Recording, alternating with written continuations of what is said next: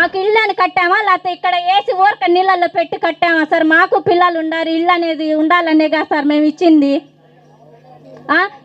ఎంత అని పెట్టాం సార్? రూపాయలు వడ్డీలకు తెచ్చి కట్టాం కదా సార్. మీరు ఇచ్చారు, మీరు రాలేదు, ఇక్కడే ఆగిపోయినాయి సార్. లోన్లు కట్టి అవన్నీ బ్యాంకులను రమ్మన్నారు కదా సార్. ఎవరైనా కష్టార్జమే కదా సార్ ఇచ్చేది. నేను శ్రీనివాస కాలనీలో ఉంటాను. గత ప్రభుత్వం అంటే మన తెలుగుదేశం ప్రభుత్వం ఉండేటప్పుడు మేము అర్జీ అనేది పెట్టుకునే ఉన్నది ఇల్లుకి. అది పెట్టినప్పుడు ఇల్లు వచ్చింది, మంచి నమ్మకంతో నేనున్నా. నమ్మకంతో ఉండి ఆ డబ్బులు అనేది కట్టాను. 70% హౌసెస్ అనేది కూడా కన్స్ట్రక్షన్ కూడా కంప్లీట్ అయింది. కానీ ఈ గవర్నమెంట్ వచ్చిన తర్వాత మనకేం ఎదురాల. పట్టా ఇచ్చారండి, పట్టా ఇచ్చారు, అది బీరువాలోనే ఉంది పట్టా. పట్టా దేనికి? ఇల్లు ఇవ్వండి. 7వ డివిజను. నేను 1,00,000 రూపాయలు కట్టానండి. 1,00,000 రూపాయలు కట్టాను, వడ్డీకి తెచ్చి కూడా కట్టాను. 1 సంవత్సరం ఏమో బీరువాలోనే పెట్టుకున్నామండి కాగితాలు. 2వ సంవత్సరం బ్యాంకులో పెట్టించారు. ఇస్తాము అంటున్నారు. అద్దెంట్లో ఉంటున్నామనే కదండి కట్టింది, ఇంతవరకు ఇవ్వలేదు. మాది 14వ డివిజన్. నా పేరు దాసరి కోటేశ్వరమ్మ. మేము డబ్బులు కట్టి 70,000 కట్టాను. నేను అప్పు తెచ్చి కట్టాను. 6 సంవత్సరాలు అయింది. ఇప్పుడు నాకేమీ సమాధానం చెప్పట్లేదు. 2వ విడతలో కట్టాను నేను. 2వ విడతలో కడితే సమాధానం ఏం చెప్పట్లేదు. మన ప్రభుత్వం అన్న వస్తే. వంటవారి కాలనీ 3వ లైన్ అండి. మేము ఈ సంస్థలో మా ఆధీనంలో ఉన్నప్పుడు మేము డబ్బులు కట్టుకున్నాము. ఇలా ఇస్తామన్నారు కానీ మాకేం ఇవ్వలేదు. మా వాళ్ళు ఇవ్వబోయేటప్పటికి మాకు వీళ్ళు అడ్డుపడ్డారు.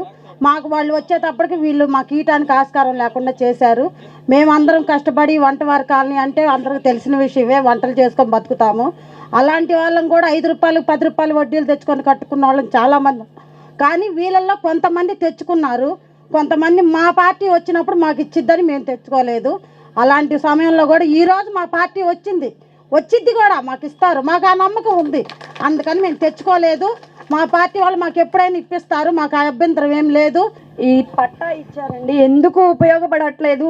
వాళ్ళు కారు నడుపుకుంటూ ఇది బతుకు తెరువు కోసమని ఇల్లు లేదు ఏమీ లేదని కట్టుకున్నారు. ఏమన్నా ఉపయోగం లేదండి. ఇది మా అక్కయ్య వాళ్ళకి, ఇది మా అక్క, ఇది తను క్యాన్సర్తో ఉంది. ఎంత ఇబ్బంది పడుతూ ఒక పాపను చదివించుకుంటూ వాళ్ళు ఇది చేసుకున్నారో. ఇన్ని సంవత్సరాల నుంచి వాళ్ళు అద్దెంట్లో ఉంటున్నారు. వాళ్ళకి ఇల్లు లేదు, ఏమీ లేదండి. ఎంత ఇబ్బంది పడుతున్నారో. మన జనార్దన్ నమ్మకం మీద మేము కట్టుకున్నాం ఇది. కొంతమంది ఏమో నగలు తాకట్టు పెట్టి డబ్బులు ఇచ్చారు, కొంతమంది అప్పు తీసుకొచ్చి వడ్డీకి తీసుకొచ్చి డబ్బులు పెట్టారు.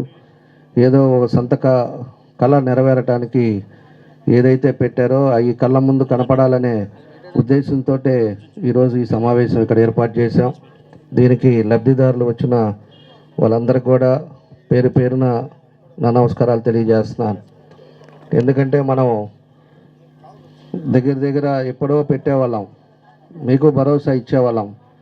కానీ చూద్దాం ఏదైనా చేస్తారేమో, వాళ్ళకి మంచి మనసు ఆ భగవంతుడు ఇస్తాడేమో అని చెప్పి మేము కూడా ఎదురు చూసాం. లాస్ట్కి వచ్చింది, ఇంకా రేపు వచ్చే నెలలో నోటిఫికేషన్ రాబోతూ ఉంది.